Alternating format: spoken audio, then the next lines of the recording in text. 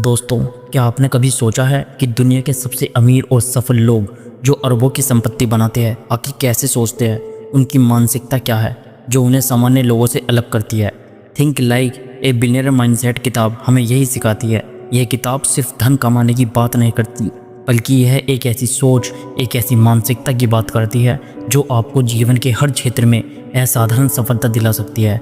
आज हम इस किताब के सार को एक ऐसी प्रेरणादायक यात्रा के रूप में आपके सामने पेश करने जा रहे हैं जो न केवल आपको प्रेरित करेगी बल्कि आपको अपने सपनों को हकीकत में बदलने का रास्ता भी दिखाएगी। यह बुक समरी थोड़ी लंबी है, लेकिन हर शब्द आपके लिए एक नई प्रेरणा लेकर आएगा। यह आपको सोचने पर मजबूर करेगा, आपके भीतर की आग को जलाएगा और आपको अपने लक्ष्य की ओर बढ़ने के लिए प्रोत्साहित करेगा। दोस्तों, तैयार हो जाइए, क्योंकि हम एक ऐसी दुनिया में कदम रखने जा रहे हैं जहां सपने हकीकत बनते हैं। चैप्टर 1, दृष्टिकोण की शक्ति। अरबपति बनने की पहली और सबसे महत्वपूर्ण सीढ़ी है अपने सपनों को बड़ा देखना। सामान्य लोग छोटे छोटे लक्ष्य बनाते हैं क्योंकि उन्हें लगता है कि बड़े सपने असंभव है, लेकिन अरबपति ऐसा नहीं सोचते। वे मानते कि अगर आपका सपना इतना बड़ा नहीं है कि वह आपको डराए, तो वह सपना आप काफ़ी बड़ा नहीं है। एक पल के लिए अपनी आंखें बंद करो और सोचो कि अगर तुम्हारे पास करोड़ों नहीं अरबों रुपए होते तो तुम क्या करते? शायद एक बड़ा सा बंगला, एक चमचमाती गाड़ी या फिर दुनिया की सैर, है ना? लेकिन क्या आपने कभी सोचा कि जो असली अरबपति होते हैं वे इन चीज़ों से पहले कैसे सोचते हैं? सच्चाई यह है कि अरबों की संपत्ति बनाने से पहले उन्हें अरबपति सोचना आता है। यही पहला कदम है माइंडसेट। इमेजिन करो, दो लोग हैं, दोनों ही एक जैसे परिवार से, एक जैसे शहर से और लगभग एक जैसे हालात से आती है। एक आज भी किराए के घर में रहता है और दूसरा अपनी खुद की कई बिल्डिंग्स का मालिक बन चुका है। फ़र्क सिर्फ एक चीज़ का है, सोच का। जब कोई बिलियनियर बनने की सोचता रखता है तो वह चीज़ों को आम नज़र से नहीं देखता, वो रिस्क को डर की तरह नहीं, अपॉर्चुनिटी की तरह देखता है। जब पूरी दुनिया कहती है यह नामुमकिन है, तब वह खुद से कहता है let me find out how to make it possible. आपने कभी नोटिस किया है कि जब भी हम किसी अरबपति को देखते हैं तो हमें सिर्फ उसका लाइफ स्टाइल दिखता है, उसकी कार, उसकी लग्जरी, उसका फेम, लेकिन जो नहीं दिखता वह है उसकी सोच, जो हर कदम पर उसे दूसरों से अलग बनाती है। और यहीं से उसकी गेम शुरू होती है। एक आम आदमी जब ज़िंदगी की प्रॉब्लम्स देखता है तो कहता है काश मैं भी अमीर होता, लेकिन एक बिलियनर माइंडसेट वाला इंसान उन्हीं प्रॉब्लम्स को सक्सेस में बदलने के बारे में सोचता है। वो सवाल करता है इस चैलेंज में हिडन अपॉर्चुनिटी क्या है, और फिर वहीं से एक आइडिया निकलता है जो उसे आगे बढ़ाता है। मान लो तुम्हारे पास सिर्फ 50 रुपये है। एक आम इंसान उसे खर्च करने का सोचता है, लेकिन एक बिलियनर माइंडसेट वाला सोचता है क्या मैं इन 50 रुपये से कुछ ऐसा कर सकता हूँ जिससे यह 5000 बन जाए। कहानी सिर्फ पैसों की नहीं है, यह कहानी है एक नज़रिए की। वो नज़रिया जो कहता है time is more valuable then money, जो हर दिन को कैलकुलेट करता है, जो यह डिसाइड करता है कि उसे कहाँ पर अपना अटेंशन देना है और किस चीज़ से खुद को दूर रखना है।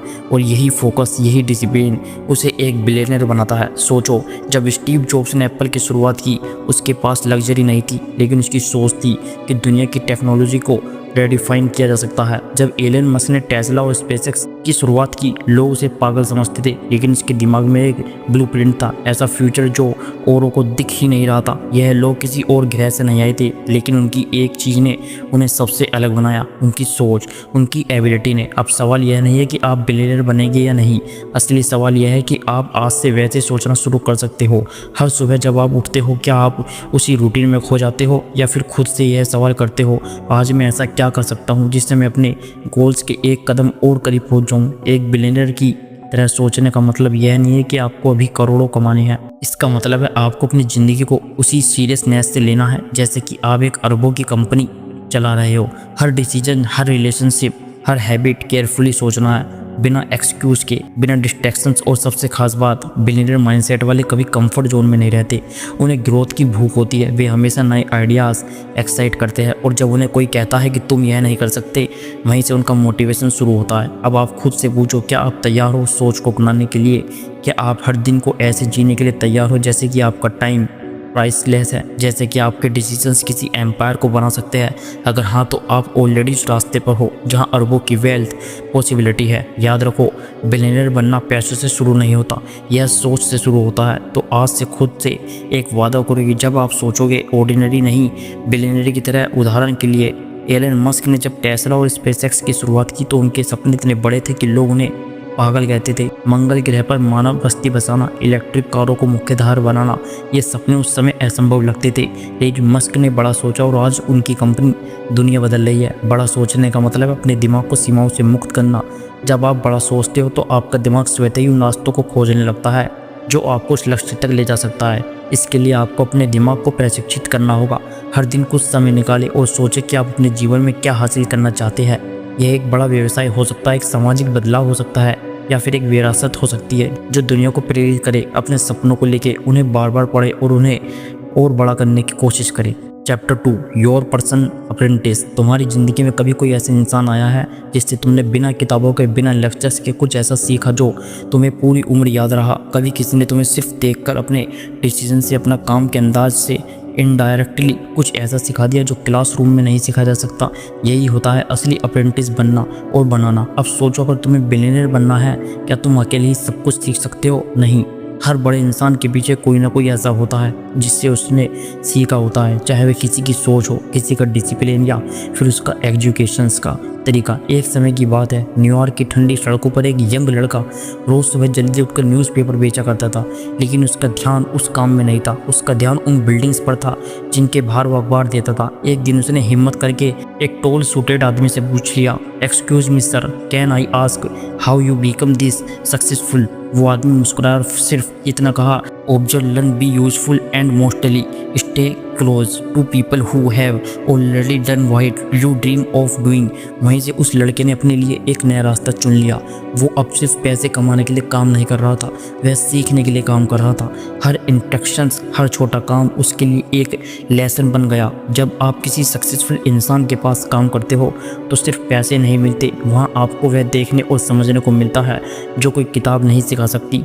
कैसे वह डिसीजंस लेते हैं, कैसे वह डील्स करते हैं, कैसे वह छोटी छोटी चीज़ों में परफेक्शन लाते हैं, और सबसे खास कैसे वह फेलियर से बाहर आते हैं। एक बिलियनियर माइंडसेट वाला इंसान हमेशा अपने आसपास ऐसे लोगों को रखता है जो या तो उससे बेहतर हो या सीखने के लिए तैयार हो।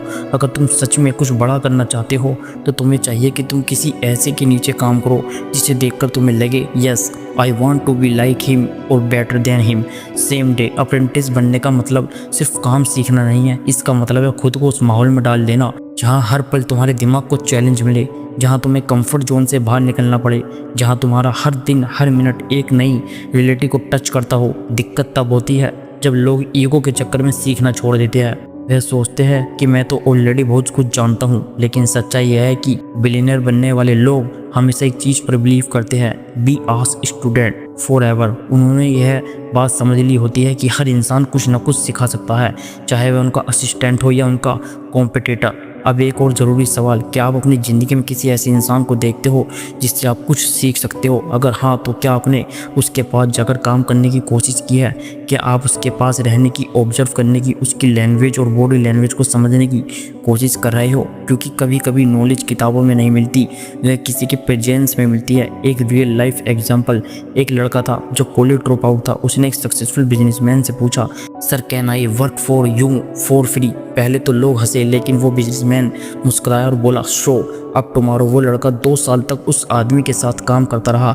उसने कोई सैलरी नहीं ली, लेकिन 2 साल बाद जब वह बाहर निकला तो उसके पास वो स्किल थी जो 10 साल की नौकरी में भी नहीं मिलती। कुछ ही सालों में वह खुद एक सक्सेसफुल एंटरप्रेन्योर बन गया, और वो बिजनेसमैन आज भी प्राउडली कहता है, that kid was my best apprentice. अब डिसीजन तुम्हारे हाथ में है। क्या तुम भी उस माइंडसेट को अपनाने के लिए तैयार हो? क्या तुम अपने ईगो को साइड में रखकर किसी से सीखने के लिए अपने कंफर्ट को छोड़ सकते हो? क्योंकि बिलियनर बनने की जर्नी अकेले तय नहीं होती, वह शुरू होती है उस दिन से जब तुम खुद को किसी और से बेटर वर्जन बनाने के लिए तैयार करते हो। जब तुम कहते हो, I don't just want to work, I want to grow, I want to learn, I want be extraordinary. यही अप्रेंटिस माइंडसेट तुम्हें आम लोगों की भीड़ से अलग करता है। सफल लोग जानते हैं कि उनकी प्राथमिकता क्या है। किताब में एक तकनीक बताई गई है जिसे 80/20 नियम भी कहा जाता है। इसका मतलब है कि आपके 80% परिणाम आपके 20% प्रयासों से आते हैं। इसलिए उन 20% कामों को पहचाने जो सबसे ज़्यादा प्रभाव डालते हैं और उन्हें प्राथमिकता दे। Chapter 3, real estate 101 locations. कभी सोचा है कि एक सी दिखने वाली दो बिल्डिंग्स में एक की कीमत आसमान छूती है और दूसरी को कोई पूछता भी नहीं। दोनों में 4 दीवारें हैं, दरवाज़ा है, खिड़की है, छत है। फिर ऐसा क्या है जो एक प्रॉपर्टी को गोल्डन बना देती है और दूसरी को फर्स्ट ईंट पत्थर? जवाब है लोकेशन। रियल एस्टेट की दुनिया में यह 3 वर्ड सबसे ज़्यादा दोहराए जाते हैं, लोकेशन, लोकेशन, लोकेशन। यह सिर्फ एक लाइन नहीं है, यह एक रूल है, एक ऐसा प्रिंसिपल जो अरबों की संपत्ति का फाउंडेशन बनाता है।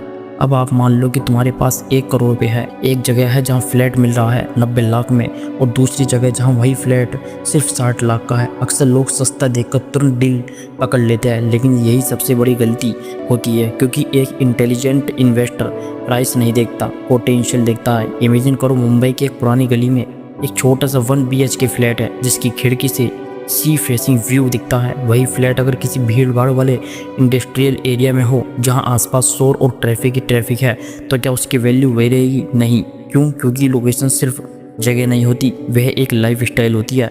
एक अच्छा लोकेशन वह होता है जहां लोग रहना चाहते हैं, जहां लोग पैसा खर्च करना चाहते हैं, जहां स्कूल्स, हॉस्पिटल्स, ट्रांसपोर्ट, पीस सब कुछ एक्सेसिबली हो। और इसी वजह से वहां की ज़मीन, वहां का मकान एक दिन सोने से भी ज़्यादा कीमती हो जाता है। एक बार एक लड़का था जो अपनी पहली प्रॉपर्टी खरीदने जा रहा था। उसके पास बस थोड़े पैसे थे और वह किसी ऐसी जगह इन्वेस्ट करना चाहता था जहां उसे जल्दी रिटर्न मिले। लोगों ने कहा जहां सस्ता मिल रहा है वहीं ले लो, लेकिन उसने अलग सोचा। उसने मेट्रो एक्सपेंशन मैप देखा। उसने देखा कि 2 साल बाद एक नया स्टेशन बन रहा है और वहाँ अभी बहुत कम कीमत में लैंड अवेलेबल है। उसने वहीं एक छोटा सा प्लॉट खरीद लिया। लोग हंसे, यहाँ तो अभी कुछ भी नहीं, लेकिन 3 साल बाद जब मेट्रो स्टेशन ऑपरेशन हुआ तो उसी एरिया में प्राइसेस 5 गुना बढ़ गए। वो लड़का आज एक सक्सेसफुल रियल एस्टेट इन्वेस्टर है, सिर्फ इसलिए क्योंकि उसने प्राइस नहीं, लोकेशंस की फ्यूचर वैल्यू देखी। यही फ़र्क है एक आम खरीदार और एक बिलियनर माइंडसेट वाले इन्वेस्टर में। एक और सच्चाई, हर सिटी में 2 जगह होती है, एक जहां लोग अभी रहना चाहते हैं और एक जहां लोग 3 साल बाद रहना चाहेंगे। जो पहली वाली जगह को टारगेट करता है वो सेफ प्लेयर है, लेकिन जो दूसरी वाली जगह को पहचान लेता है वो विजनरी है। अब एक सवाल तुमसे, क्या तुम भी अपनी पहली प्रॉपर्टी लेने की सोच रहे हो? तो सोचो, क्या तुम उस जगह में इन्वेस्ट कर रहे हो जहां तुम बस खुद को एडजस्ट कर सको, या उस जगह में जहां फ्यूचर में लोग इन्वेस्ट करने की लालायत हो? लोकेशंस का मतलब सिर्फ फिजिकल एरिया नहीं है, यह एक कंप्लीट इकोसिस्टम है। सबसे ज़रूरी बात, जब तुम लोकेशन चूज करते हो तो तुम सिर्फ एक मकान नहीं खरीदते, तुम एक माइंडसेट, एक डायरेक्शंस, एक पॉसिबिलिटी खरीदते हो। एक बिलियनर माइंडसेट कहता है buy where the world is going, not where the crowd is already standing. और हाँ, यह सिर्फ रियल एस्टेट की बात नहीं है, यह जिंदगी के हर फैसले पर लागू होता है। कहाँ रहना है, किस इन्वायरमेंट में काम करना है, किस माइंडसेट वालों के बीच उठना बैठना है, यह सब भी एक तरह का लोकेशन ही है। तो अगली बार जब तुम किसी जगह को देखो, सिर्फ प्राइस टैग मत देखना, उस जगह की स्टोरी देखो, उसका फ्यूचर देखो, क्योंकि बिलियनर बनने के रास्ते की सबसे पहली सीढ़ी तुम्हारी लोकेशंस ऑफ विज होती है। Chapter 4, real estate, how to pick real estate as an investment. कभी सोचा है कि कुछ लोग एक छोटी सी ज़मीन से करोड़ों कमा लेते हैं और कुछ पूरी ज़िंदगी EMI चुकाते रहते हैं, लेकिन फिर भी वे एक अच्छी इन्वेस्टमेंट नहीं कर पाते। रियल एस्टेट में पैसा बनता है, लेकिन सोच से, रिसर्च से और सही जगह पर लगाए गए भरोसे से। यह चैप्टर उस पल की शुरुआत है जहाँ डिसीजन मेकिंग सिर्फ गट फीलिंग से नहीं होती, बल्कि एक इन्वेस्टर की नज़र से होती है। अब इमेजिन करो तुम्हारे सामने 2 प्रॉपर्टीज है, एक की दीवारें फ्रेंचली पेटेंट है, टाइल्स चमचमा रही है, और दूसरी थोड़ी पुरानी सी लगती है, एकदम साधारण। लेकिन जब एक एक्सपीरियंस इन्वेस्टर उन्हें देखता है, वह ना दीवारें देखता है ना पेंट, वह देखता है नंबर्स, वो देखता है लोकेशंस, ट्रेडर्स, वो पढ़ता है फ्यूचर डिमांड, और सबसे बड़ी बात वो पूछता है इस डील के पीछे रियल स्टोरी क्या है। असली खेल वहीं से शुरू होता है।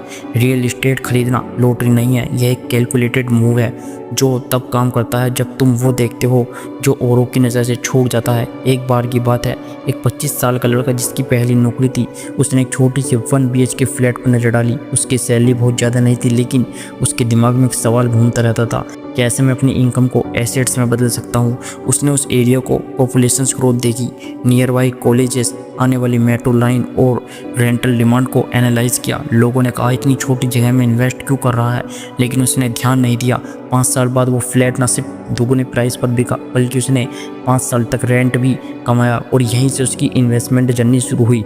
वो लड़का जानता था कि सबसे अच्छा प्रॉपर्टी वो नहीं जो दिखने में सुंदर हो, सबसे अच्छा वह होता है जो पैसे बना सके। तो असली सवाल यह है कि कैसे चुने सही प्रॉपर्टी। सबसे पहले अपनी नज़रों को ग्लैमर से हटा दो। इन्वेस्टमेंट का मतलब है पैसा लगाना, वहाँ जहाँ रिटर्न मिले। प्रॉपर्टी इन्वेस्टमेंट इमोशन से नहीं, लॉजिक से होती है। जब किसी प्लॉट या फ्लैट को देखो, खुद से पूछो क्या यह जगह ऐसी है जहाँ लोग रहना चाहेंगे, क्या यह रेंटल डिमांड है, क्या गवर्नमेंट की कोई योजना है इस एरिया को डेवलप करने की, क्या यहाँ जॉब हब्स, कॉलेजेस या हॉस्पिटल पास में है, क्या पिछले 5 साल में यहाँ रेंटर्स बढ़े हैं और आने वाले 5 साल में क्या बढ़ सकते हैं। इन सवालों का जवाब अगर तुम्हारी सही दिशा में मिलता है तो समझो वह प्रॉपर्टी सिर्फ जमीन नहीं, एक फ्यूचर मनी मशीन है, एक इन्वेस्टर है। एक इन्वेस्टर के पास एक मौजूद टूल होता है, उसका रिसर्च करने का तरीका वो ज़मीन की कीमत से ज़्यादा उसकी ग्रोथ पोटेंशियल को देखता है। वो उस एरिया की ट्रैफिक, सीवेज, स्कूल सब कुछ को एक्सेस करता है। और सबसे ज़रूरी वह खुद से यह नहीं पूछता कि क्या मैं अफोर्ड कर सकता हूँ, वह पूछता है क्या यह डील मेरी स्ट्रेटेजी से मैच करती है। रियल इस्टेट एक मैराथन है, स्प्रिंट नहीं। कई बार सबसे बेहतरीन डील्स दिखने में डल होती है, लेकिन वही डील्स लॉन्ग टर्म वेल्थ बनाती है। सोचो क्या एक 15 साल पुरानी बिल्डिंग जहां ऑलरेडी रेंटल फ्लो है ज़्यादा फ़ायदेमंद नहीं होगा एक नई बिल्डिंग के जो अभी खाली पड़ी है।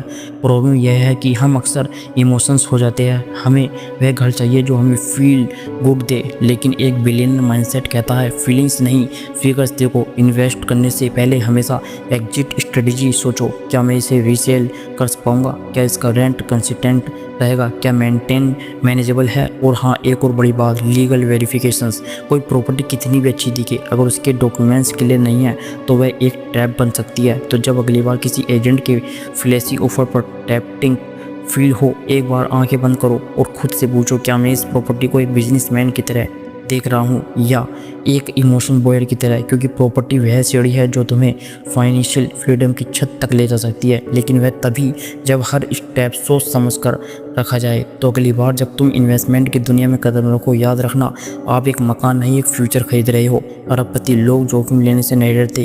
किताब में बताया गया है कि जोखिम और इनाम एक सिक्के के 2 पहलू है। अगर आप बड़ा इनाम चाहते हो तो आपको बड़ा जोखिम लेना होगा, लेकिन यह जोखिम सोच समझ कर होना चाहिए। उदाहरण के लिए एलन मस्क ने अपनी सारी कमाई टेस्ला और स्पेसएक्स में लगा दी, जो एक बड़ा जोखिम था, लेकिन उनका यह जोखिम सोच समझ कर लिया गया था क्योंकि उन्होंने बाजार का अध्ययन किया और अपनी दृष्टि पर विश्वास किया। Chapter 5, financing your investment.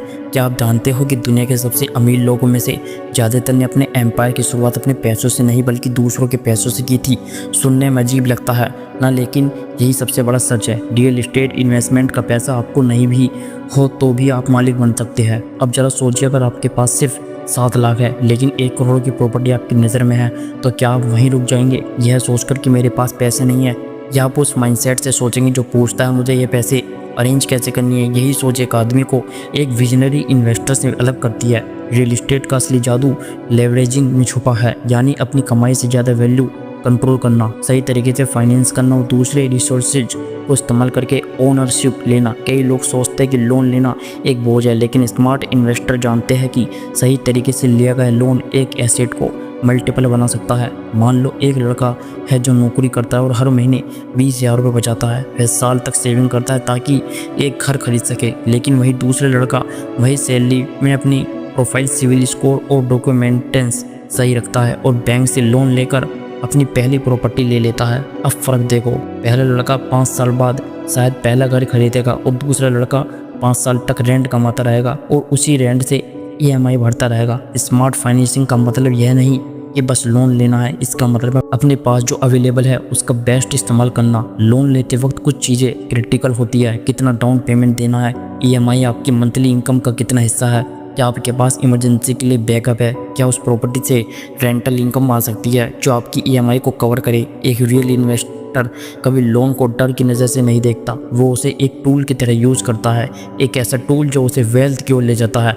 Real estate financing का असली खेल तब शुरू होता है जब आप सिर्फ बैंक पर डिपेंड नहीं करते, आप एक्सप्लोर करते हो private lenders, joint venture, seller financing, rent to own models, और तब समझ आता है कि दुनिया में पैसा हर तरफ है, बस उसे स्मार्टली हैंडल करने वाले कम हैं। आज की दुनिया में बैंक लोन्स लेना पहले से आसान है, लेकिन स्मार्ट वही है जो अपनी क्रेडिट हिस्ट्री क्लियर रखता है, लोन से पहले प्रॉपर्टी की लीगल चेक करता है, processing fees, hidden charges, interest type, fix या फ्लोटिंग सब क्लियरिटी समझता है, और सबसे ज़रूरी लोन EMI कभी अपनी कैपेसिटी से ज़्यादा नहीं लेता, क्योंकि अगर आप लोन से फास्ट ग्रो करना करना चाहते हो तो आपको डिसिप्लिन भी उतना ही रखना होगा। और हाँ, कभी कभी सबसे अच्छा फाइनेंशियल तरीका वो होता है जहाँ आप डील नेगोशिएटर बन जाते हो। सवाल यह नहीं है कि पैसा कहाँ से आएगा, सवाल यह है क्या आपने ऑप्शंस एक्सप्लोर किए। तो अगली बार जब आप यह सोचो कि मेरे पास पैसे नहीं हैं, एक बार खुद से पूछना क्या मेरे पास माइंडसेट है। जबकि बिलियनर माइंडसेट पैसों से नहीं बनता, प्लानिंग से बनता है। और फाइनेंस उस प्लानिंग का सबसे मजबूत बेस होता है। जब आप पैसों को हैंडल करना सीख जाते हैं तब पैसा आपके लिए काम करने लगता है। और रियल एस्टेट उस पैसों को मल्टीप्लाई करने का सबसे टेस्टेड तरीका है। तो रेडी हो जाइए अपनी पहली अगली प्रॉपर्टी खरीदने के लिए, लेकिन इस बार डर के साथ नहीं, स्ट्रेटजी के साथ। क्योंकि जब आप फाइनेंस को समझते हैं तब आप सिर्फ एक इन्वेस्टर नहीं रहते, तब आप एक क्रिएटर ऑप्शन वेल्थ बन जाते हैं। अरबपति लोग अपने पैसों का प्रबंधन बहुत सावधानी से करते हैं। किताब में बताया गया है कि आपको अपनी आय का एक हिस्सा बचत और निवेश के लिए रखना चाहिए। उदाहरण के लिए मुकेश अंबानी ने अपनी कंपनी के मुनाफे को रिलायंस के विभिन्न क्षेत्रों में पुनर्निवेश किया, जिससे उनकी संपत्ति और बढ़ी। निवेश करना धन बढ़ाने का एक महत्वपूर्ण तरीका है। आप अपने पैसों को उन क्षेत्रों पर निवेश करें जिन्हें आप समझते हैं। उदाहरण के लिए अगर आपको रियल एस्टेट का अच्छा ज्ञान है तो उसमें निवेश करें, लेकिन अगर आप किसी क्षेत्र के बारे में नहीं जानते तो पहले उसे सीखें। Chapter 6 the billionaires rules. क्या आपने किसी बिलियनर को गौर से देखा है? उनकी चाल, उनकी बातों का वजन, उनका डिसीजन लेने का तरीका, हर चीज़ में एक अलग ही डेप्थ होती है। ऐसा लगता है जैसे उनके पास कोई खास मैजिक फॉर्मूला है जो उन्हें हर बार विनर बना देता है। लेकिन सच्चाई यह है कि उनके पास कोई जादू नहीं होता। उनके पास होते हैं कुछ ऐसे अनदेखे अनकहे रूल्स जो उन्हें दुनिया की भीड़ से अलग करते हैं। और आज हम उन्हीं बिलियनर्स रूल्स की उस दुनिया में घुसने जा रहे हैं जहाँ सक्सेस सिर्फ सपना नहीं, एक स्ट्रेटजी बन जाती है। जरा सोचो, एक ही मार्केट में कुछ लोग रो रहे हैं कि बाजार गिर रहा है, वहीं कुछ लोग उसी गिरते बाजार में करोड़ों बना रहे हैं। फ़र्क क्या है? रूल्स का। रूल्स जो ज़िंदगी के हर फैसलों में गाइड करते हैं। रूल्स जो बताते हैं कि कब बोलना है, कब सुनना है, कब रुकना है और कब दौड़ लगानी है। सबसे पहले रूल जो हर बिलियनर के डीएनए में छुपा होता है, टाइम इज एवरीथिंग। उनके लिए टाइम सिर्फ घड़ी की सुई नहीं है, एक करेंसी है। और शायद सबसे कीमती वह कभी अपना टाइम वहाँ खर्च नहीं करते जहाँ रिटर्न नहीं मिलेगा। वह हर दिन को प्लान करते हैं, प्रायोरिटी सेट करते हैं और खुद से हर सुबह ये सवाल पूछते हैं, is today going to be a step forward और just another loop up. Imagine करो एक बिजनेसमैन जो हर रोज़ सुबह 5 बजे उठता है, वर्कआउट करता है, अपने पूरे दिन को माइक्रो प्लानिंग करता है, जबकि पूरा बिजनेसमैन बिना प्लानिंग के रैंडम क्लोज और ईमेल्स में उलझा रहता है। दोनों के पास 24 घंटे हैं, लेकिन एक की जिनकी तेज़ी से आगे बढ़ती है क्योंकि वह रूल्स फॉलो करता है। दूसरा rule, never make decisions emotionally. जब दुनिया पैनिक में होती है, बिलियनर कूल होता है। जब सब डरते हैं वह ऑब्जर्व करता है। वो जानता है कि emotional decision short term comfort देते हैं लेकिन लॉन्ग टर्म डैमेज करते हैं। किसी बिलियनर से मिलना हो तो उनकी किताबों की सेल्फ देखना, फाइनेंस से लेकर फिलॉसफी तक हर सब्जेक्ट की किताबें होगी, क्योंकि वे जानते हैं जब नॉलेज आता है तब डर भागता है और जब डर नहीं होता तब डिसीजन सॉल्व होते हैं। अगर rules protect your energy. Her billionaire जानता है कि एनर्जी एक लिमिटेड रिसोर्स है। वह हर चीज़, हर इंसान, हर काम को अलाउ नहीं करते। अपने जोन में आने के लिए उनके पास एक रेडर होता है जो इंटेंटली उन्हें सिग्नल देता है कि कौन उनका टाइम और एनर्जी खा रहा है। कई बार आप खुद सोचते हो मैं दिन भर बिजी रहता हूँ फिर भी रिजल्ट क्यों नहीं आता? क्योंकि आप बिजी है, प्रोडक्टिव नहीं। बिलियनर्स बिजी नहीं रहते, वो इंटेंशन रहते हैं। और अब सबसे ज़रूरी रूल्स, थिंक लॉन्ग टर्म। जब आम लोग आज की सैलरी पर खुश होते हैं, बिलियनर आने वाले 10 साल की पैसिव इनकम का ब्लूप्रिंट बना रहा होता है।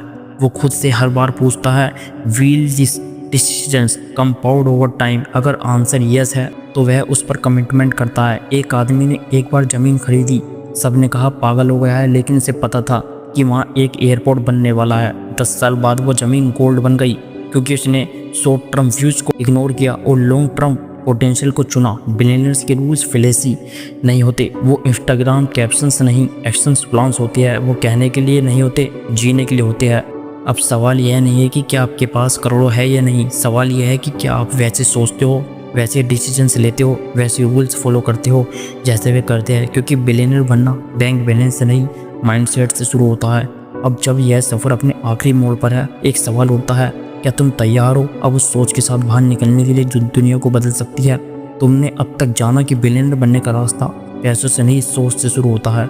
वो सोच जो हर फेलियर से फ्यूचर देखती है, वो नज़र वो प्रॉब्लम में प्रॉफिट्स तलाशती है, वो डिसिप्लिन जो हर दिन को गोल्ड की तरह ट्रीट करती है। अब तुम्हें ये किताब बंद नहीं करनी, तुम्हें खुद से एक दरवाज़ा खोलना है, एक नई माइंडसेट का, एक नई जर्नी का। बिलियनर्स कोई जादू से नहीं बनते, वह भी इंसान ही होते हैं। 2 आंखें, एक दिल, 2 हाथ, लेकिन जो चीज़ें उन्हें भीड़ से अलग करती है वह है उनका सोचने का तरीका।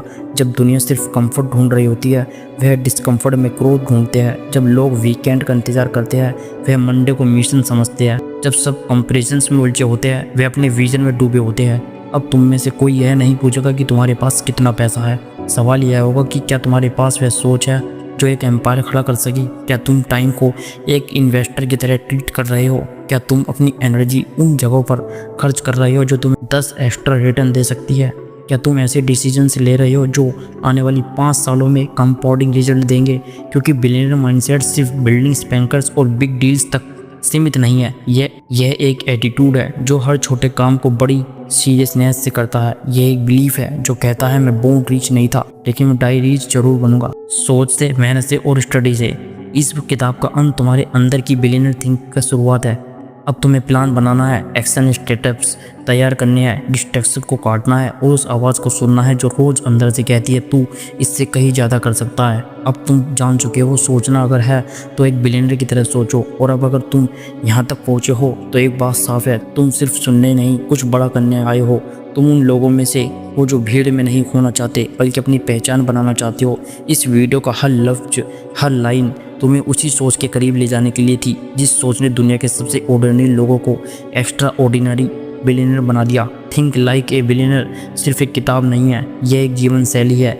यह आपको सिखाती कि कैसे अपने दिमाग को प्रशिक्षित करें, कैसे अपने सपनों को हकीकत में बदले और कैसे एक ऐसी ज़िंदगी बनाए जो न केवल आपके लिए बल्कि दूसरों के लिए भी प्रेरणा बने। आज से ही इस किताब के सिद्धांतों को अपने जीवन में लागू करें। यह समरी आपके लिए एक प्रेरणा है, इसे अपने जीवन का हिस्सा बनाए। आप में वह शक्ति है जो आपको एक अरबपति की तरह सोचने और जीने के लिए प्रेरित कर सकती है। तो आज से ही अपनी यात्रा शुरू करें और दुनिया को दिखाएं कि आप क्या कर सकते हैं। बाकी वीडियो कैसे लगी कमेंट करके ज़रूर बताएं, साथ वीडियो को लाइक और चैनल को सब्सक्राइब जरूर करें। फिर मिलेंगे हम ऐसी ही एक और सोच के साथ, तब तक के लिए अपना ध्यान रखिए। धन्यवाद।